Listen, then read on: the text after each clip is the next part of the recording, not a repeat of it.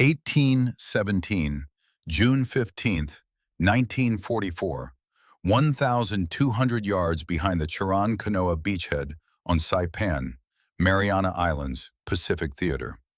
At the forward edge of the temporary command post of the 23rd Marine Regiment, 4th Marine Division, United States Marine Corps Lieutenant Frank Tachovsky lay prone on the scorching coral sand with two of his men, his eyes locked on a Japanese Type 97 Chi-Ha medium tank barreling straight toward them from 100 yards away. The roar of its tracks crushing through the underbrush shook the ground violently, and the muzzle flash of its cannon threatened to tear through the completely unprotected regimental command post behind them at any moment. The tank's tracks crushed an ammunition crate by the roadside, the sharp crack of tearing metal mixing with the battle cries of Japanese soldiers surging forward. Tachovsky signaled with hand gestures.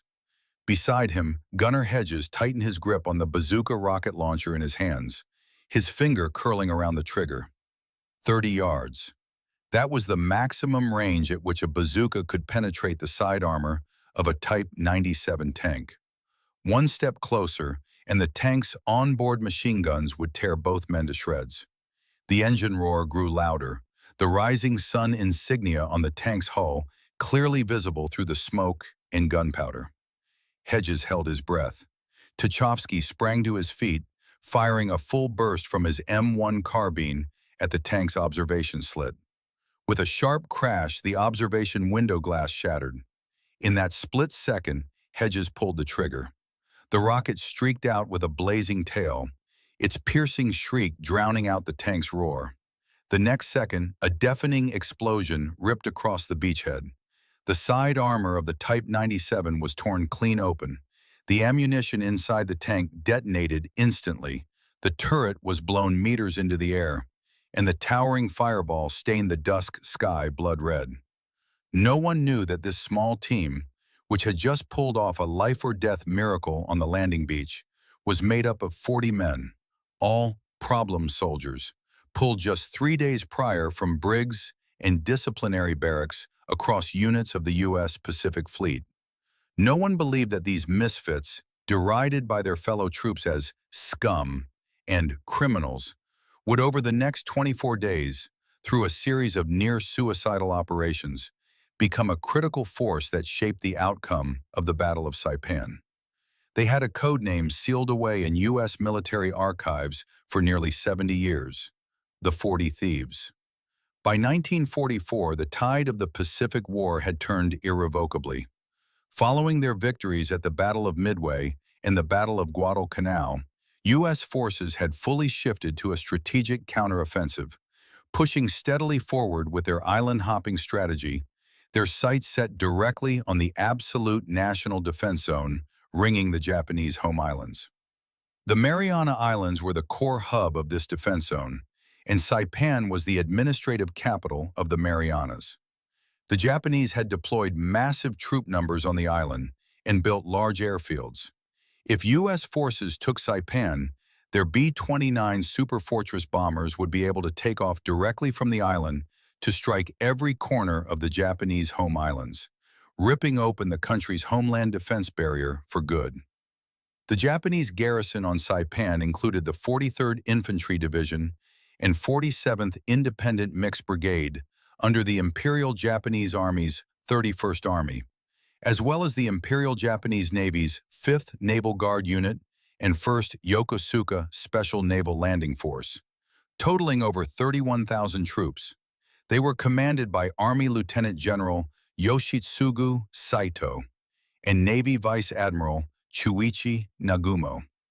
The Japanese had developed Saipan for nearly 30 years, constructing layer upon layer of defensive fortifications. Concrete bunkers dotted the entire island. Cave artillery positions were carved into the volcanic rock mountains. The beaches were lined with extensive anti-landing obstacles, and minefields stretched for kilometers. The Japanese troops were fully prepared for Gyokusai, honorable death to the last man, and vowed to turn Saipan into an American graveyard. In June 1944, the U.S. military assembled the Fifth Fleet, comprising 15 aircraft carriers, 7 battleships, more than 20 cruisers, over 100 destroyers, and more than 500 landing craft. The fleet carried the 2nd and 4th Marine Divisions and the Army's 27th Infantry Division, totaling over 71,000 troops. The landing operation was commanded by Vice Admiral Richmond Kelly Turner, with fleet cover commanded by Vice Admiral Raymond Spruance. They had one objective and one objective only: to take full control of Saipan and annihilate all Japanese forces on the island. Before the landing, the U.S. military faced a fatal problem. Aerial reconnaissance could only spot the Japanese surface fortifications. The countless hidden bunkers, artillery positions, and tunnel networks dug into the mountains and jungle were completely undetectable. And as every previous landing operation in the Pacific had proven, these hidden fire points would inflict catastrophic casualties on the landing U.S. troops. The Marine Corps desperately needed an elite reconnaissance unit capable of infiltrating deep behind enemy lines, conducting recon, precisely marking fire positions, and even carrying out sabotage missions. But at this point, the elite reconnaissance units of the main force had already been split up among the various landing echelons, leaving a critical manpower shortage. That was when Frank Tachovsky stepped forward. Born in Detroit, USA in 1919, this lieutenant had been a professional boxer before the war.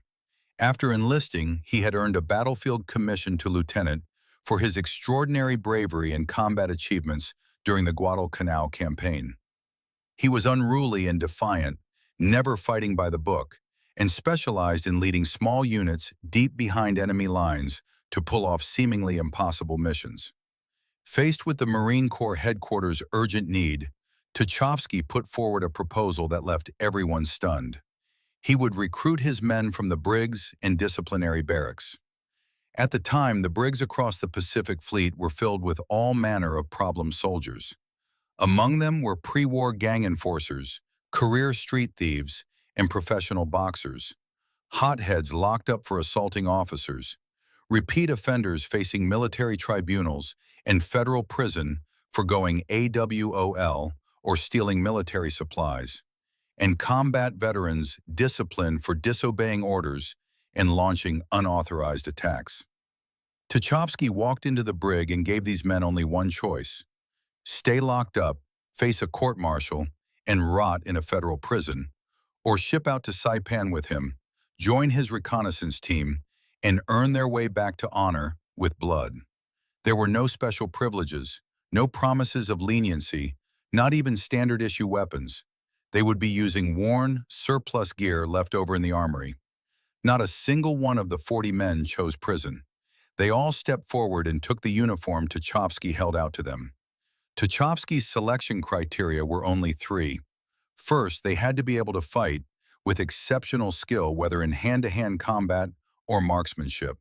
Second, they had to be willing to risk it all. No cowardice in the face of Japanese gunfire. Third, they had to be unorthodox, free from rigid tactical doctrine, and able to think and adapt on their feet. In the end, he handpicked these 40 men from hundreds of disciplined soldiers to form this one-of-a-kind reconnaissance unit. The unit's equipment could only be described as shabby by U.S. military standards at the time. Their primary weapons were M1903 Springfield bolt-action rifles, manufactured during World War I, a weapon already phased out of frontline U.S. units in favor of the M1 Garand semi-automatic rifle, with most of the remaining stock being heavily worn and outdated.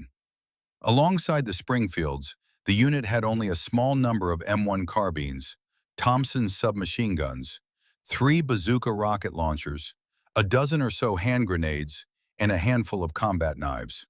They had no advanced radio communications equipment, only a few bulky field radios, no body armor, no specialized reconnaissance gear, not even a matching set of combat uniforms for the entire team. Tachovsky put together a brutal training program for the unit, with only 10 days to prepare. There were no standard drills, no formation marching, only lethal, combat-proven skills. For close-quarters combat, He taught one-hit kill military hand-to-hand techniques specifically designed to counter Japanese bayonet charges. For silent kills, he taught them to take out Japanese sentries with a knife, a garrote, or even their bare hands without making a sound. For jungle movement, he taught them to slip silently through Saipan's tropical jungles without leaving a trace. They also learned to read Japanese military maps, how to call in naval gunfire support, how to precisely mark the coordinates of Japanese fire positions, and even supply rating became a core training subject. Tachovsky told them that once they were deep behind enemy lines, there would be no supply lines. To survive, they would have to steal food, ammunition, and medical supplies from the Japanese. From the moment the unit was formed, it became a laughingstock among the main U.S. combat units. Fellow troops mocked them as the Brig Brigade and the Convict Battalion. Someone gave them a nickname borrowed from the classic Arabic folktale, the 40 Thieves. When Tachovsky heard the name, far from being angry, he adopted the 40 Thieves as the unit's official code name. He told his men that thieves were masters of slipping in silently and taking what they wanted. And what they were going to take was Japanese lives and victory in this war. At the time in the Pacific Theater, U.S. Marine Corps reconnaissance and sniper units had an average casualty rate of 73% for deep infiltration missions behind enemy lines. That meant for every 100 men who went on a mission, fewer than 30 came back alive. And this unit, made up of problem soldiers, was being sent on the most dangerous, deep reconnaissance missions of all. Everyone expected fewer than 10 of them to walk off Saipan alive. At 5:30 on the morning of June 15, 1944, the U.S. fleet's preparatory naval bombardment officially began. The 406mm main guns of the battleships, the 203mm guns of the cruisers, and the 127mm guns of the destroyers all opened fire in unison. The deafening roar of the guns echoed across the entire Mariana Sea as thousands upon thousands of shells rained down on the Japanese beachhead positions on Saipan. The entire coastline of Saipan was instantly transformed into a sea of fire. The blast sent towering plumes of flame into the air, smoke blotted out the sky, coral sand was blasted high into the air, and Japanese beachhead fortifications were reduced to dust one by one under the heavy artillery barrage. At 8 o'clock that morning, the first wave of landing craft, carrying the advance elements of the 2nd and 4th Marine Divisions, charged toward the Saipan beaches. The landing craft's engines roared as they cut through the waves, speeding full tilt toward the shore. The Marines on board gripped their rifles, their eyes locked on the beach ahead. Japanese artillery fire soon came raining down, shells landing around the landing craft and sending massive columns of water into the air. Some landing craft took direct hits, disintegrating instantly and killing every soldier on board. The 40 Thieves were in that first wave of landing craft. Tachovsky's orders for the unit had nothing to do with the standard mission of holding the beach and consolidating the landing zone. They had one order and one order only. Once they hit the beach, push inland immediately, as far and as fast as they could, locate Japanese fire positions, mark their coordinates, and guide naval gunfire to destroy them. At 8:12 that morning, the unit's landing craft was the first to hit the beach. The bow ramp slammed down, and Tachovsky was the first to jump out into knee-deep seawater. Bullets whizzed past his ears, slamming into the water and sending up sprays of foam. Japanese machine gun fire raked the beach relentlessly, shells exploded all around them, and red-hot shrapnel flew in every direction.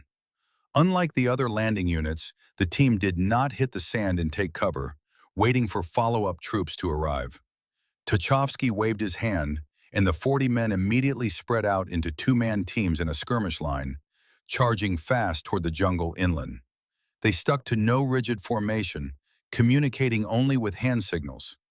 Every man knew his mission, knew how to move, how to avoid Japanese fire, how to find cover.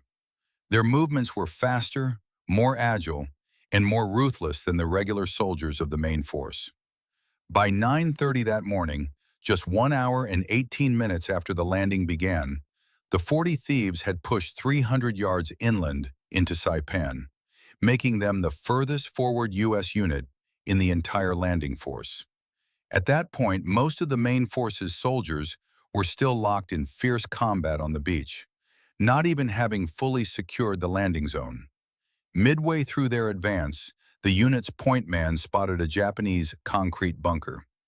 Built into the side of a valley, it was completely covered by underbrush and volcanic rock, completely invisible to aerial reconnaissance. From inside the bunker, two Japanese Type 92 heavy machine guns were raking the U.S. landing forces on the beach with relentless fire, their field of fire covering the entire valley passage and pinning down an entire battalion of the 4th Marine Division. More than a dozen U.S. soldiers had already fallen to the machine gun fire. The front face of the bunker was a full meter of reinforced concrete, impenetrable to standard rifle and machine gun fire. Only a bazooka rocket launcher could pose a threat to it. But to hit the bunker's firing slit with a bazooka, the gunner would have to get within 50 yards, a range completely covered by the Japanese heavy machine guns, where a single exposure would mean certain death. Tachovsky surveyed the terrain, immediately signaled with hand gestures, and made a near-suicidal call. Two men would draw Japanese fire from the front, while he and the bazooka gunner climbed the cliff on the side to circle around to the bunker's rear flank and launch their attack. The operation began instantly. The two men in the front laid down constant fire on the bunker's firing slit with their Springfields and threw grenades to create explosions, drawing the Japanese attention. The Japanese heavy machine guns immediately swung around, raking the two men's position with relentless fire, bullets slamming into the rock and sending showers of stone chips flying. At the same time, Tachovsky and the gunner, bazooka on their backs, free climbed the near vertical cliff face. The sharp volcanic rock sliced open their palms and forearms, blood dripping down the rock, but the two men made not a sound. In less than 5 minutes, they had climbed to the top of the bunker. The two men slid down from the cliff to the bunker's rear flank, just 30 yards from its ventilation shaft. Tachovsky signaled, and the gunner hoisted the bazooka, aiming directly at the ventilation opening. He pulled the trigger, and the rocket streaked out, slamming perfectly into the ventilation shaft. A dull, thunderous explosion followed, flames bursting out of the bunker's firing slits, and the two heavy machine guns fell silent instantly. All 7 Japanese soldiers inside the bunker were killed instantly by the blast wave and shrapnel, with no survivors. The entire operation, from spotting the bunker to destroying it, took just 12 minutes, and not a single man in the unit was injured or killed.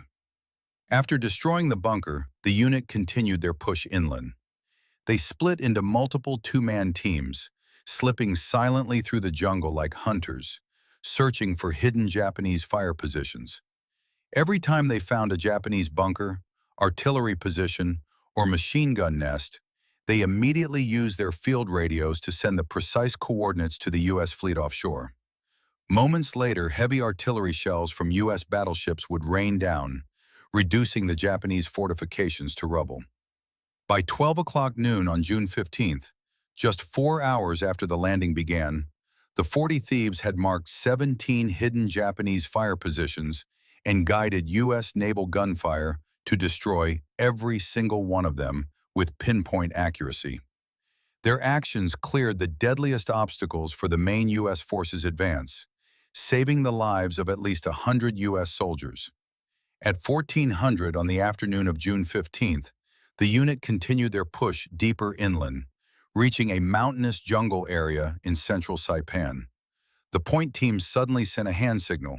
A large Japanese armored force had been spotted. Tachovsky immediately led his men to take cover behind rocks deep in the jungle, peering through gaps in the underbrush to observe. What they saw made every man's blood run cold. In the valley below, a full Japanese tank unit was parked in perfect formation, entirely made up of Type 97 medium tanks, with a small number of Type 95 light tanks. A full count showed 37 tanks in total. Around the tanks, hundreds of Japanese infantrymen were setting up a temporary camp, moving ammunition, and preparing for combat. Pre-war U.S. intelligence had indicated that the Japanese had fewer than 10 tanks on Saipan, with no organized armored units whatsoever. But the tank battalion before them, with 37 full tanks, was the equivalent of a complete Imperial Japanese Army tank regiment. If this armored force launched a counterattack at night against the U.S. beachhead, which had only just been secured, the consequences would be catastrophic. At this point, the U.S. beachhead had not yet had large numbers of anti-tank guns brought ashore. The main force's formations were not fully deployed, and the junction between the two Marine divisions was a critical weak point in the defense. If the Japanese tank force broke through, they could cut the U.S. landing force clean in half and drive the troops that had already come ashore back into the sea. Tachovsky immediately used his field radio to report this critical intelligence to the 4th Marine Division headquarters, requesting immediate air and naval fire support to destroy the Japanese tank unit. But the response from headquarters made every man's heart sink. At that moment, U.S. carrier aircraft were locked in fierce combat with Japanese shore-based aircraft, with all air power committed to intercepting Japanese air raids. Most of the naval gunfire offshore was tied up suppressing Japanese fire positions on the beach, with no spare firepower available to cover a Japanese tank assembly point more than 10 kilometers inland. Headquarters' response to Tachovsky was just one sentence: hold position and monitor, await follow-up support. Waiting for support meant watching the Japanese tank unit prepare for their night counterattack, and leaving the entire U.S. beachhead force to face annihilation. Tachovsky stared at the Japanese tanks in the valley below and made a decision that every man thought was insane. The 40-man unit would go on the offensive, launching a direct assault on the Japanese tank battalion. The men did not hesitate for a second, immediately beginning to check their weapons. They had only 3 bazooka rocket launchers, a dozen rockets, and nothing else but rifles, grenades, and knives. Assaulting an armored force of 37 tanks and hundreds of Japanese infantry with 40 infantrymen was, by any standard, a suicidal mission with no chance of survival. Just as the unit was preparing to move out, the Japanese in the valley suddenly sprang into action. Japanese soldiers clambered aboard the tanks, and the tank engines roared to life one by one, the sound echoing through the valley. The counterattack planned for nightfall had been moved up to dusk. The Japanese tank unit began to form up, moving slowly toward the U.S. beachhead. Tachovsky realized immediately that a direct assault was no longer possible. If they attacked now, they might destroy a few tanks, but they would quickly be wiped out by the overwhelming Japanese force, and there would be no one left to track the tank unit and warn the main U.S. force. He immediately changed tactics and issued new orders: abandon the assault, split up the entire unit, track the Japanese tank force the entire way, continuously relay their position to guide fire support and interception, and predict their attack route to give the U.S. defensive line advance warning. The target of the Japanese tank battalion's attack was exactly the junction between the 2nd and 4th Marine Divisions, the weakest point in the entire U.S. landing defense line. The communication systems between the two divisions were still being switched over. Fire deployments were not yet fully in place, and the position was defended by only 2 platoons of U.S. infantry, with not a single anti-tank gun between them.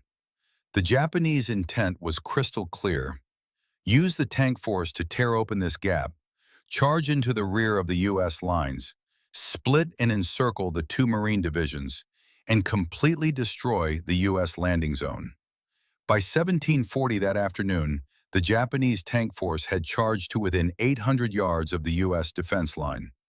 The 37 tanks formed a wedge formation, charging at full speed, their tracks churning up the ground and sending clouds of dust into the air. The onboard machine guns raked the U.S. lines relentlessly, the tank cannons firing constantly, shells exploding across the U.S. positions. The U.S. soldiers defending the junction fired back desperately with rifles and machine guns, but the bullets only pinged off the tank's armor, doing no damage whatsoever. The Japanese tanks drew closer and closer, and the U.S. defense line was on the brink of being completely torn open. If this gap was breached, the entire U.S. landing force would face total disaster. It was at this moment of life and death that the 40 Thieves arrived at the rear of the junction defense line, ahead of the Japanese. Tachovsky split the unit into multiple anti-tank teams, each with one bazooka rocket launcher, two gunners, and two covering riflemen, setting up ambushes along the Japanese tanks' line of advance. At 1812, the Japanese lead tanks had broken through the U.S. forward defense line, with one Type 97 tank breaking away from the formation and charging directly toward the temporary command post of the 23rd Marine Regiment, 4th Marine Division. The tank's commander knew perfectly well that if he destroyed the U.S. regimental command post, the U.S. command structure would collapse completely, and the entire defense line would fall without a fight. The tank's tracks crushed through U.S. trenches, its onboard machine gun firing wildly as the Marines in the trenches scrambled for cover. The staff officers inside the regimental command post had already picked up their rifles, preparing for close-quarters hand-to-hand combat.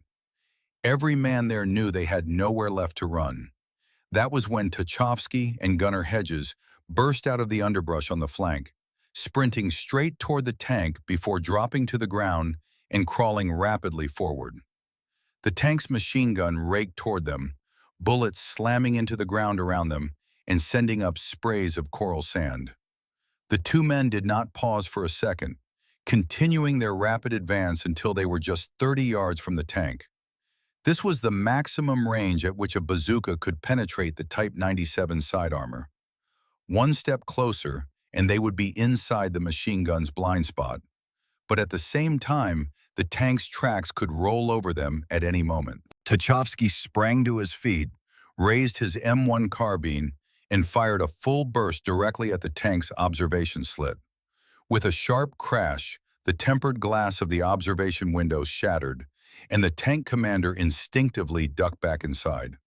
In that split-second window, Hedges hoisted the bazooka, aimed at the side armor of the tank's engine compartment, and pulled the trigger without hesitation.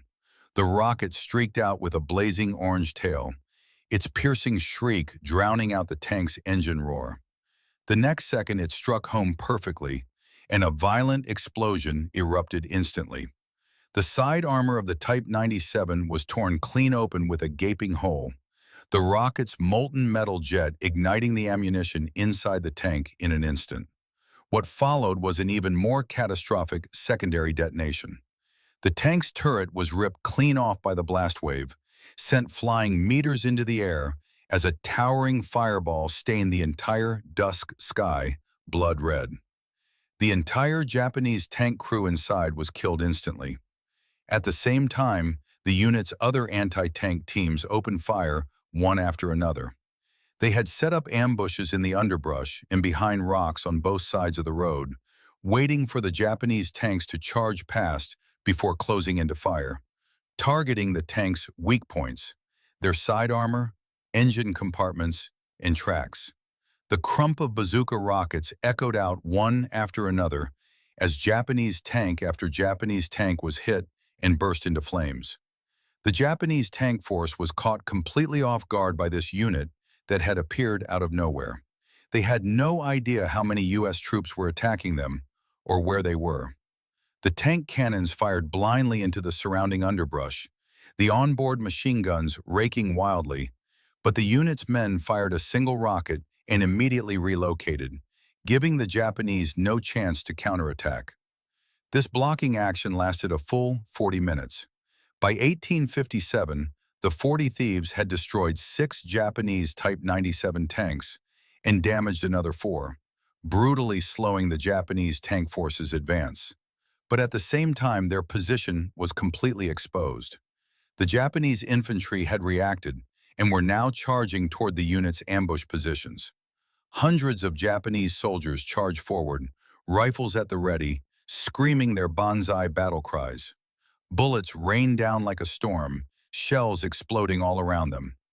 Tachovsky knew they had completed their blocking mission. The main force's anti-tank guns had been brought ashore and were on their way. He immediately issued the order: split up the entire unit, break out toward the beachhead, and rendezvous at the prearranged assembly point. The breakout was devastatingly brutal. Japanese fire chased them relentlessly as the unit's men split into small teams, alternating cover and falling back through the jungle, firing as they went. By 2000 that night, the first of the men had reached the prearranged assembly point. When they counted heads, every man fell silent. In just 12 hours since the landing, the unit had lost 4 men killed in action, 5 men missing in action, and another 3 men severely wounded. Tachovsky had no time to grieve. He immediately made the call: leave half the unit to hold the assembly point and set up a defensive line, while he personally led a 5-man search and rescue team back along the breakout route to find the missing and trapped men. The Saipan jungle at night was pitch black, filled with Japanese patrols, mines, and booby traps around every corner. The search and rescue team moved silently through the jungle, guided only by a compass and pre-battle maps, watching every step they took. At 2 o'clock in the morning, they finally found the 5 trapped men inside a cave. The 5 men had been separated from the main unit during the breakout, cornered in the cave by a Japanese patrol, and had been holding out against the Japanese for a full 5 hours.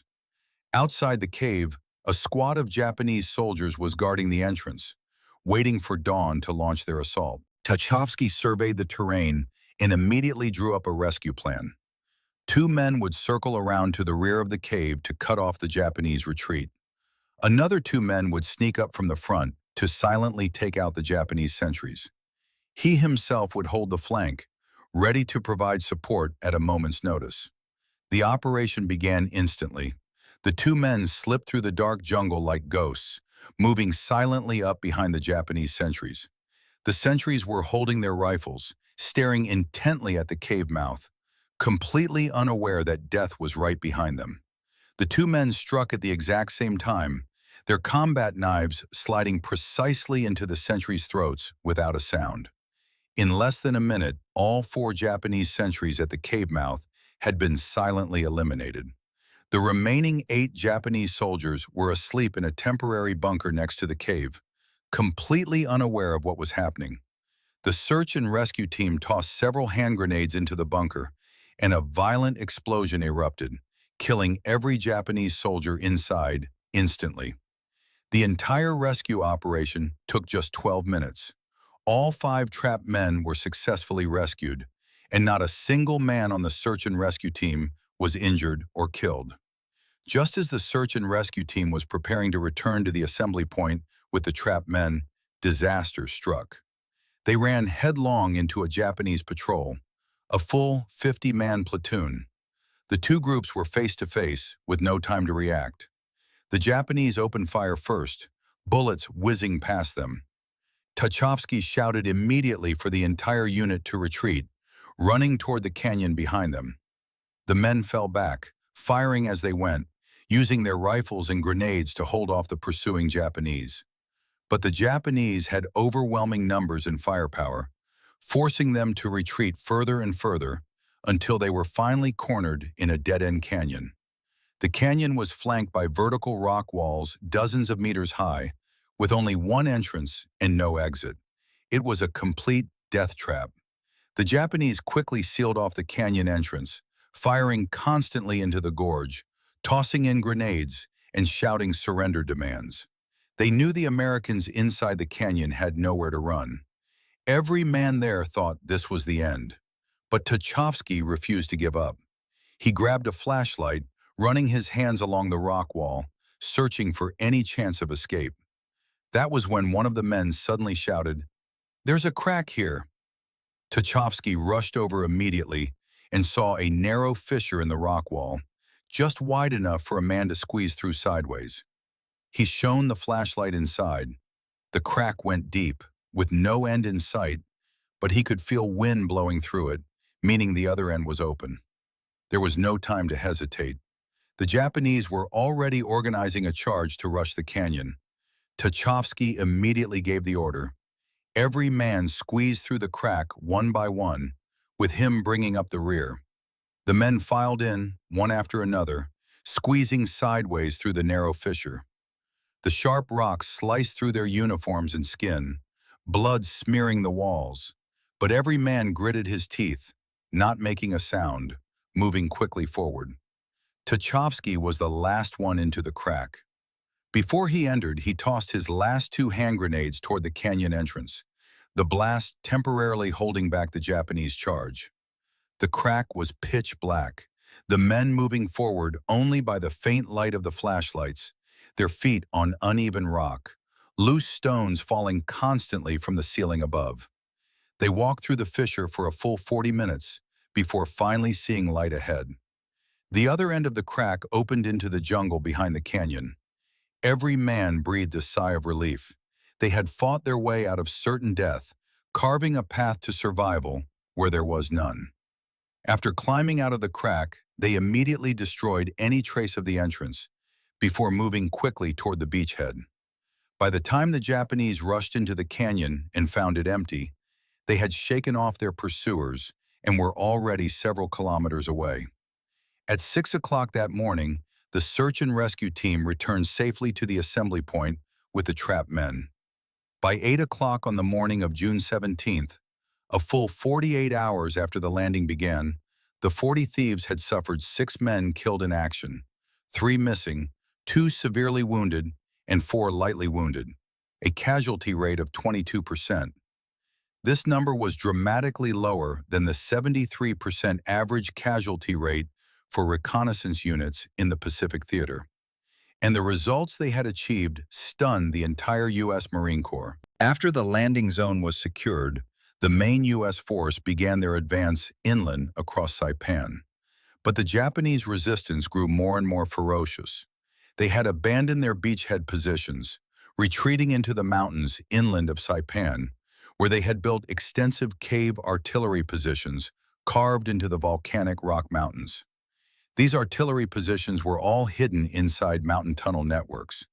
The guns could be rolled out of the cave mouths to fire and retracted back inside immediately after firing, making them impossible for U.S. aerial reconnaissance and naval gunfire to lock onto, let alone destroy.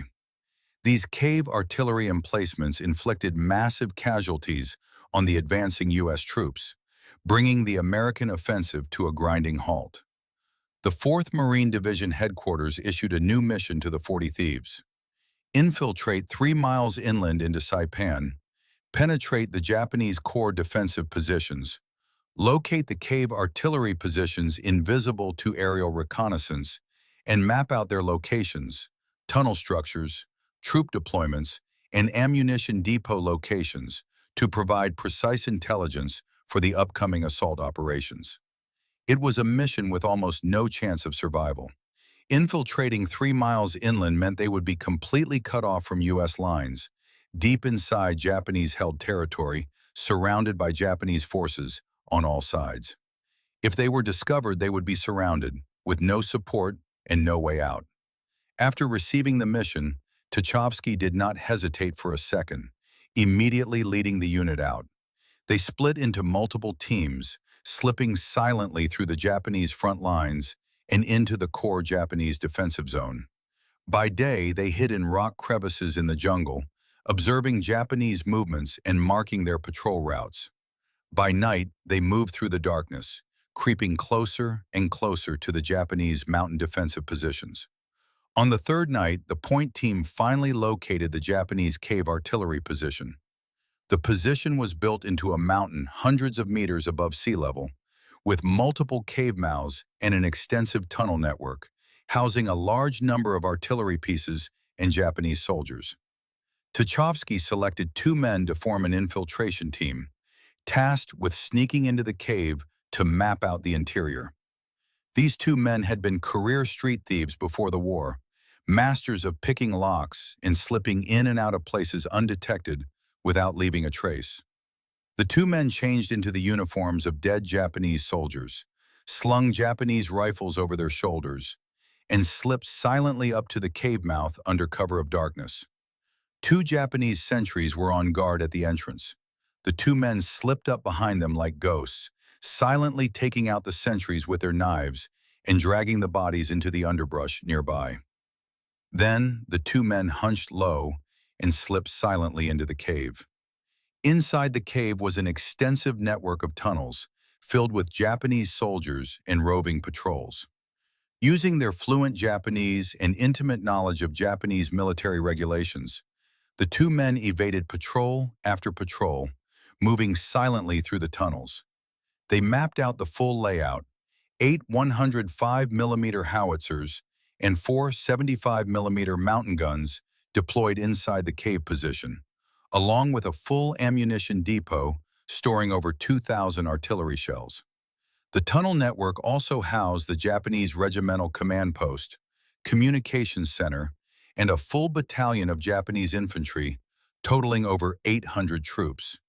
They also mapped out the entire structure of the tunnel network, marking every main tunnel, branch tunnel, ventilation shaft, and ammunition depot with perfect precision. The two men spent a full 3 hours inside the cave, committing every detail of the intelligence to memory and marking it on the maps they carried with them. At 3 o'clock in the morning, they slipped silently out of the cave, undetected by a single Japanese soldier, and returned safely to the unit's hiding spot. Tachovsky immediately used his field radio to relay this critical intelligence to division headquarters. It was intelligence worth its weight in gold.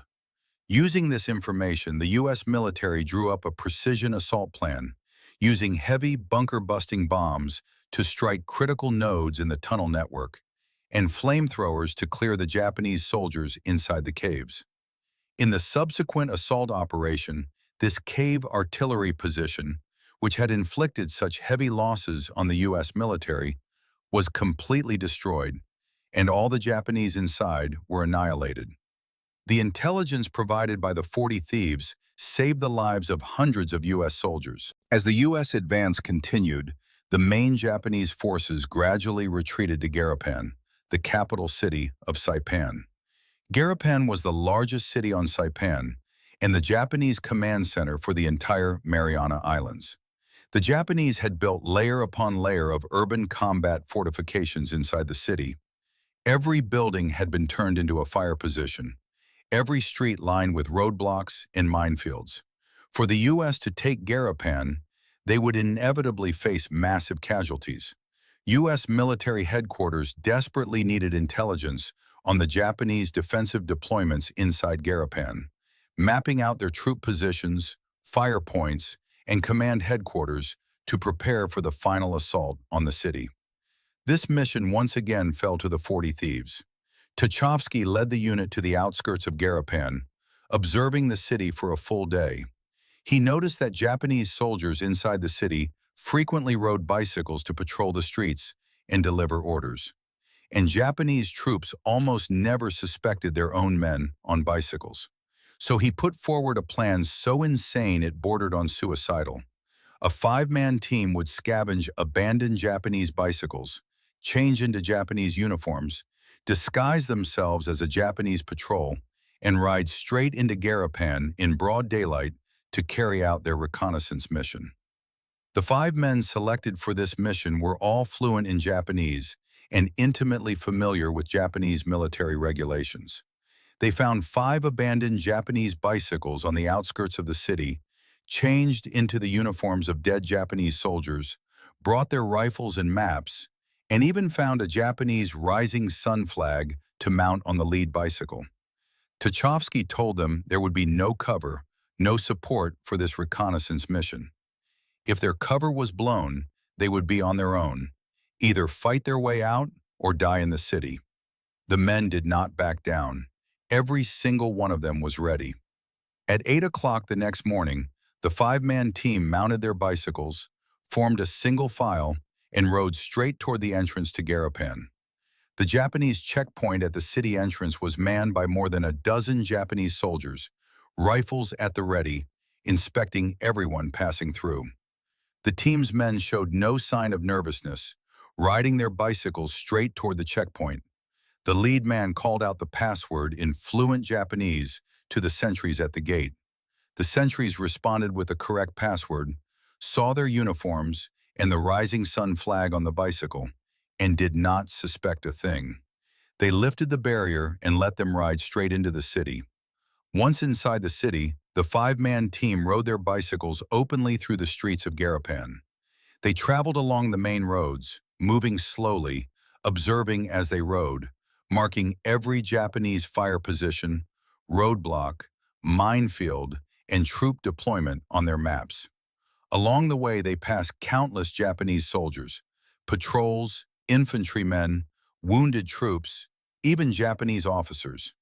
They passed within inches of Japanese troops time and time again, even saluting and greeting Japanese officers in Japanese, and not a single Japanese soldier saw through their disguise.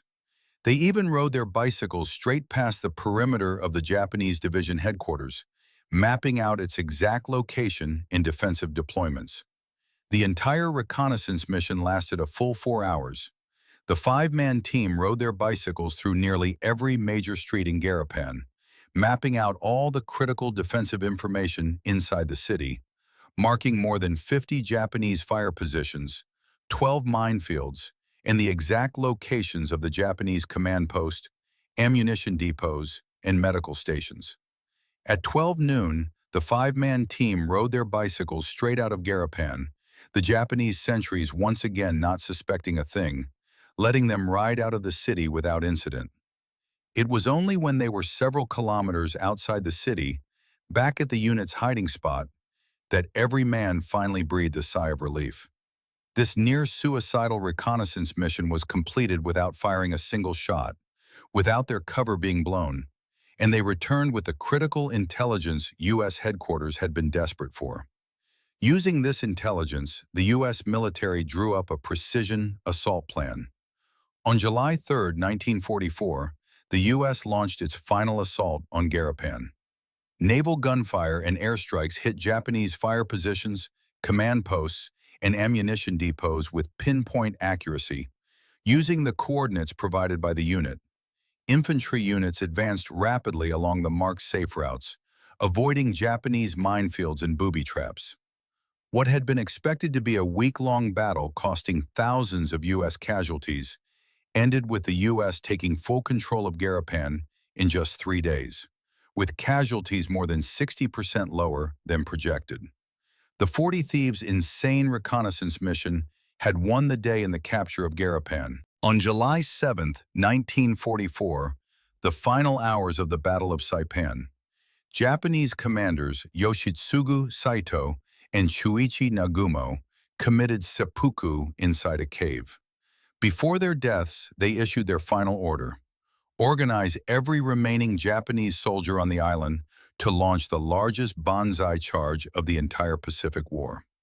More than 4,000 Japanese soldiers, including wounded men, charged toward the U.S. lines in a suicidal assault, rifles fixed with bayonets, some armed with nothing but sticks, screaming the battle cry of Tenno Heika Banzai! Long live the Emperor! The charge lasted a full 15 hours, ending in the complete annihilation of the Japanese force. On July 9, 1944, the U.S. military officially announced the full capture of Saipan, bringing the Battle of Saipan to an end. In this brutal 24-day campaign, the U.S. suffered more than 16,000 casualties, including over 3,400 killed in action.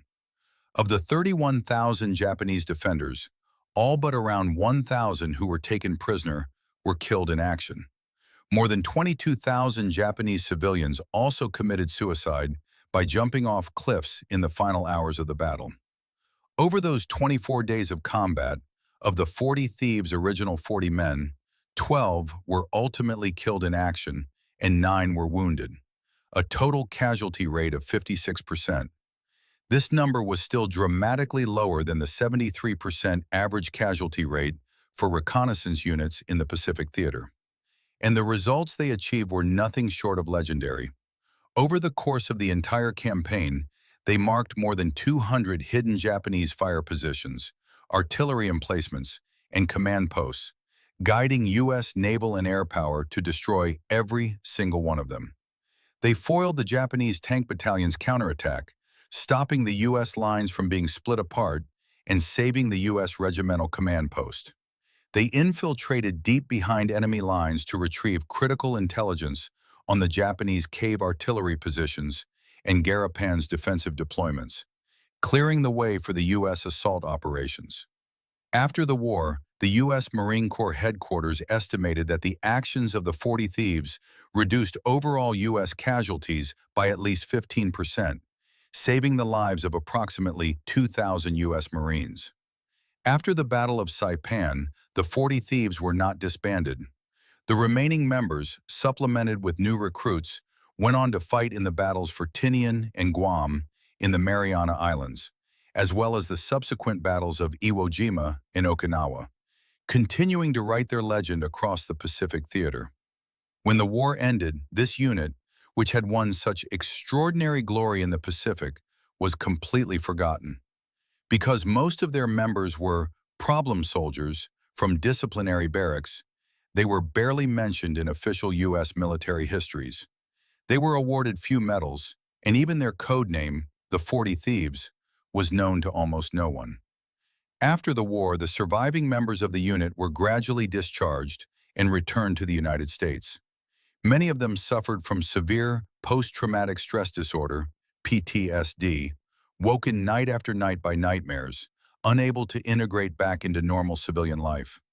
Many of them, haunted by their pre-war criminal records and the trauma of the war, lived lives of extraordinary hardship, unable to find work, shunned by society, and forgotten by the world. No one knew the glory they had won on Saipan or how many lives they had saved. The unit's commander, Lieutenant Frank Tachovsky, returned to his hometown of Detroit after the war, his body covered in scars from the fighting. He never spoke to anyone about his experiences on the battlefield or the legendary story of the 40 Thieves. He opened a small general store in his hometown and later was elected mayor of the local municipality, working tirelessly for the local residents. For his entire life, he remained silent about his time on Saipan, never speaking of it to outsiders. In 2011, Frank Tachovsky passed away in his home at the age of 92. After Tachovsky's death, his son, while going through his belongings, found an old, locked wooden chest. When he opened it, he found it filled with Tachovsky's military records, his diaries from the Battle of Saipan, combat maps, photographs, and the full roster, combat records and citation reports for every member of the 40 Thieves. These archives, sealed away for nearly 70 years, finally brought the legendary story of this forgotten unit to light. With the release of the archives, the story of the 40 Thieves has finally become known to the world. They have been called by military historians the pioneers of early U.S. elite special reconnaissance units. The tactics they used during the Battle of Saipan, deep infiltration behind enemy lines, precision reconnaissance, guided fire support, and small unit sabotage operations, profoundly shaped the tactical doctrine of the later U.S. Marine Corps Force reconnaissance units, and even the world-famous Navy SEAL teams.